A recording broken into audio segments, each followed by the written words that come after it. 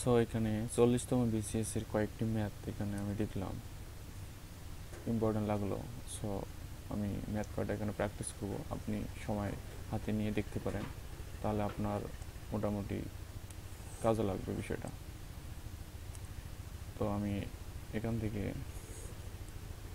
40তম BCS থেকে এটাই প্রশ্নটা পেয়েছিলাম যে নিচের মূলত অমূল্য সংখ্যাটি কত। তো অমূল্য সংখ্যার ক্ষেত্রে আমরা সূত্র দিয়ে তেমন একটা আমি কিন্তু বুঝতে পারিনি, কিন্তু আপনারা কীরকম বুঝেছেন তা কিন্তু জানি না। কিন্তু এর উত্তরটা হবে 0.4 4-এর উপর 4 মানে পৌনপুণিক এটা হবে। কারণ আমাদেরকে এটা মনে রাখতে হবে যে যদি কোনো দশমিক এর পরে সংখ্যা পৌনপুণিক থাকে তাহলে সেগুলো অমূল্য সংখ্যা হবে, মূলদ সংখ্যা হবে। জাস্ট এটাকে আমার কিন্তু জানতে হবে, জাস্ট আমাকে এটা মনে রাখতে হবে যে যদি দশমিকের পরে যদি এ ধরনের পূর্ণ থাকে তাহলে সেটা হবে অমূল্য সংখ্যা। কিন্তু এখানে দশমিক নাই, পূর্ণ সংখ্যার পরেই আছে পূর্ণ, কিন্তু এটা হয়নি, এটা হবে না। তো এইটাকে আমাদের মনে রাখতে হবে। তারপরে নেক্সট ম্যাথের ক্ষেত্রে আমি এটা একটু ডিলিট করে দেই।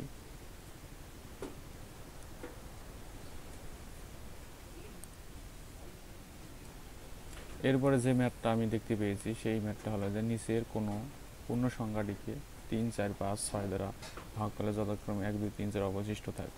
তো এই ম্যাথটা করার জন্য প্রথমে আমাদের একটি সংখ্যা অপরটি সংখ্যা থেকে বিয়োগ করে দেখতে হবে যে কী অবস্থার মধ্যে আছে। তা এখন আমরা এই অঙ্কটাকে এইভাবে করার একটু চেষ্টা করে দেখি কি আসলে হবে কি হবে না। এর উত্তর কিন্তু আমি দেখেছি 58 হয়। তা 58 করছে তারা এইভাবে যে 3 থেকে 1 বিয়োগ করছে, 2 আসছে, মানে এই 3 থেকে এখান থেকে মাইনাস করেছে 2 থেকে 4, 3 থেকে 5, 4 থেকে 6। তা সেক্ষেত্রে 4 - 2 = 2, আর 5 - 3 = 2, 6 - 4 2। তাহলে এটা ধারাটা হচ্ছে 2 ব্যবধান। তা সেক্ষেত্রে বলছে যে কি যে লোক যদি অবশিষ্ট থাকে তার সংখ্যাটি পূর্ণ সংখ্যাটি হবে এই 3, 4, 5, 6-এর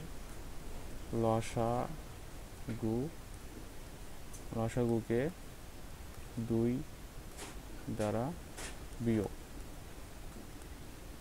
বিয়োগ করলেই পাওয়া যাবে।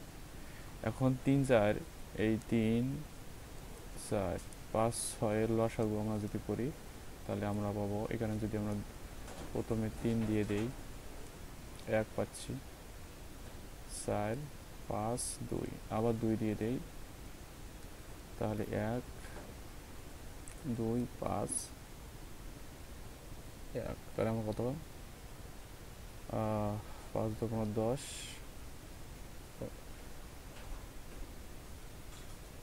তাহলে আমাদের লসাগু করলে হয় এটা কোনো 6 পাই, 5, 6, 30, 30 × 2 60 পাই।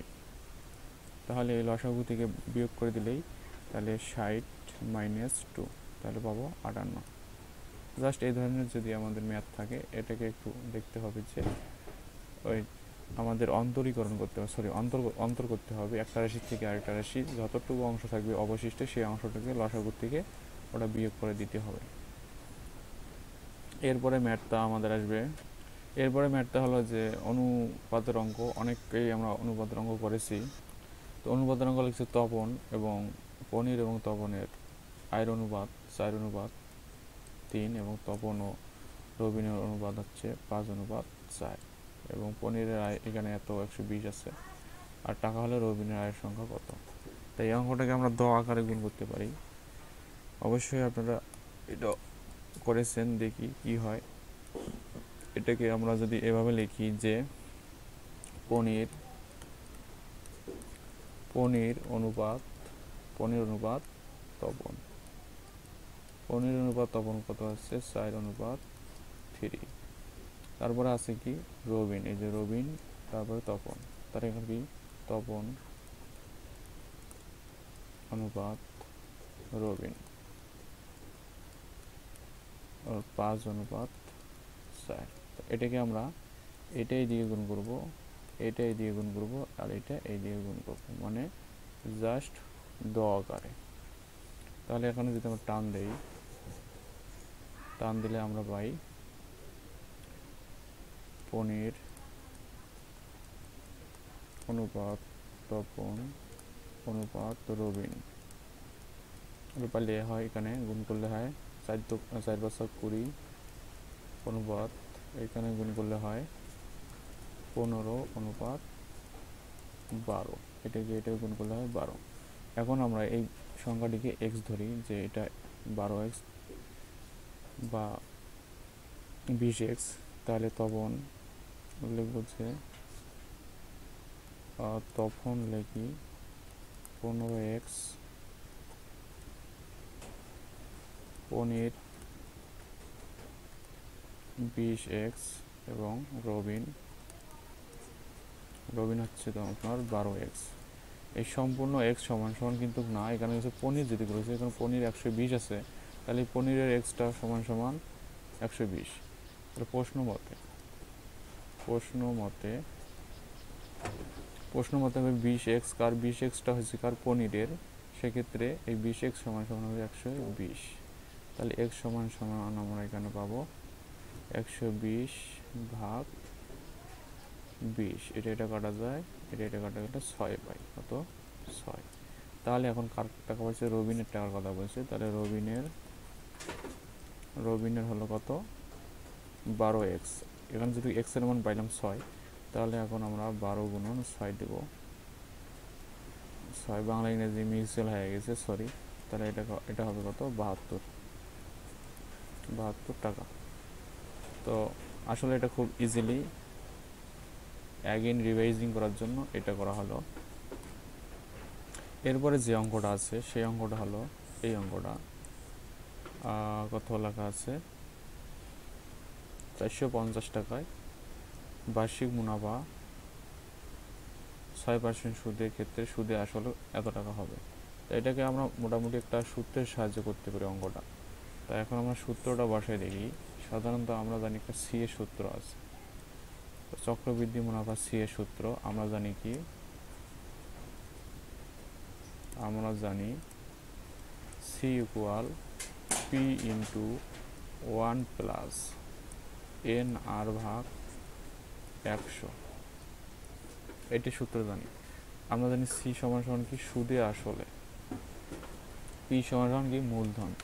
তাহলে এখানে সি এর মান আছে কত, সুদে আসলে কত 558। সি এর মান আছে 558, আর পি এর মান মূলধন আছে কত 450, আর সমান সমান আছে এখানে 6%, আর এন সমান সমান 9। তাহলে এখন মানগুলো আমরা বসাবো এখানে। এখন যদি মান আমরা বসায় যাই, তাহলে সি এর মান এখানে লিখবো, সি এর মান কত 558 ইকুয়াল, পি এর মান হচ্ছে এখানে 450 হবে, 450 ইন্টু 1 প্লাস এন আর আছে কত 6 গুণন 6/100। তাহলে এখন আমরা এই অঙ্কটা এইভাবে করি, ওইটাই থাক। তাহলে আমাদের 450 এটাকে লসাগু করলে পাই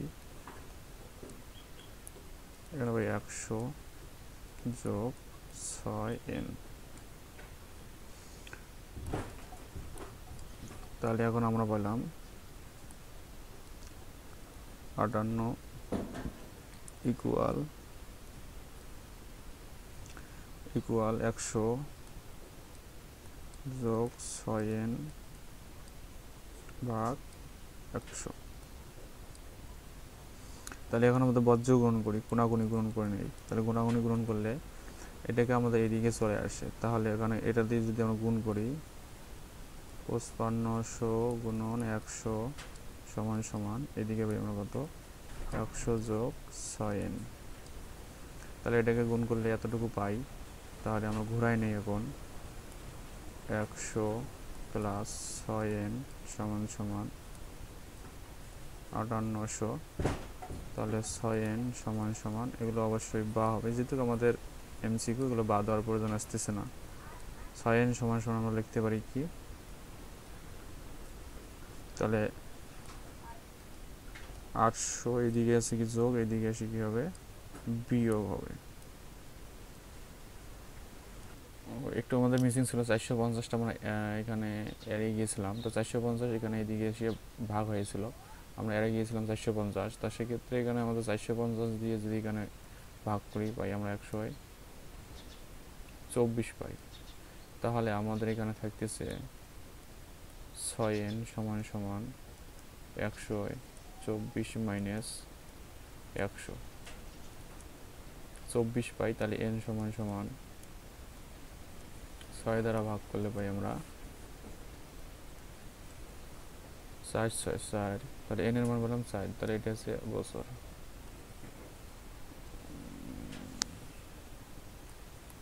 এরপরে আরেক যে অঙ্কটা আছে সেটা হলো যে একটি মোটরসাইকেল 12% ক্ষতিতে বিক্রয় করা হলো। যদি বিক্রয় মূল্য 1200 টাকা হতো তাহলে 8% লাভ হতো। মোটরসাইকেলের ক্রয় মূল্য মানে কেনা মূল্য কত টাকা ছিল? তা এক্ষেত্রে আমরা অঙ্কটা করার ক্ষেত্রে সর্বপ্রথম আমরা 12% ক্ষতিতে এবং লাভের পার্সেন্টেজটা বাড়ি করে নেব। তো আমরা প্রথমে লিখি যে 12% ক্ষতিতে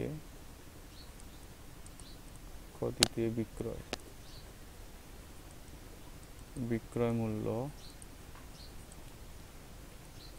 100 মাইনাস 12 সমান সমান হলো 88। আর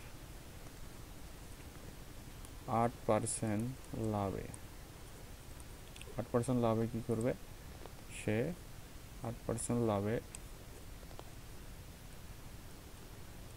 সে এত টাকা, তাহলে 8% লাভ হতো যদি বিক্রয় মূল্য, তাই 8% লাভে বিক্রয় মূল্য করতে হবে। 8% লাভে বিক্রয় মূল্য 100 যোগ 8, তাহলে 108। তাহলে আমাদের তারতম্যটা বাড়ি করতে হবে যে আমাদের বিক্রয় মূল্যের পার্থক্য কত। তা এই বিক্রয় মূল্যর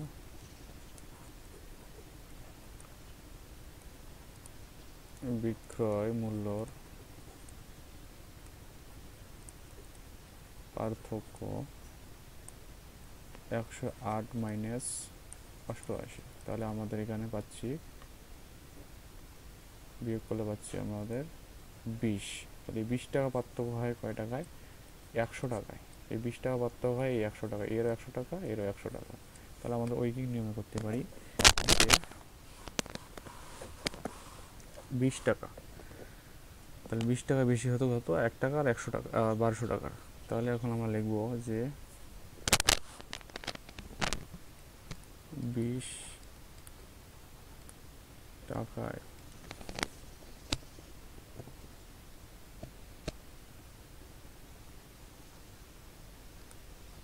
মূল্য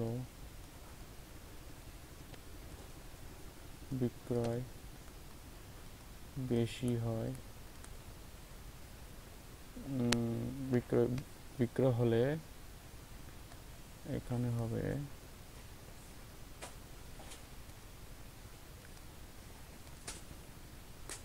বিক্রয় মূল্য 100 টাকা, বিক্রয় হলে ক্রয় মূল্য হলে